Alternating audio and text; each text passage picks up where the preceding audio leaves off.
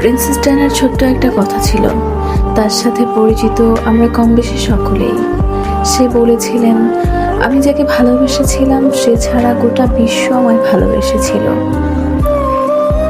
সৌন্দর্য, ব্যক্তিত্ব কিংবা আভিজাত্য কোনো কিছু দিয়েই প্রিন্সেস ডায়ানাকে পিছনে ফেলবার মতো কেউ তার মৃত্যুর এত বছর পরেও আসেনি। অথচ তার স্বামীও তাকে ঘরে রেখে আসক্ত হয়েছিল পরনারীতে, যার শেষটা হয়েছিল তাদের বিবাহ বিচ্ছেদ দিয়ে।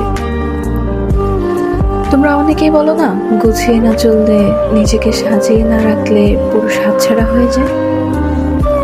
আসলে তো পুরোপুরি মিথ্যে, বুঝলে?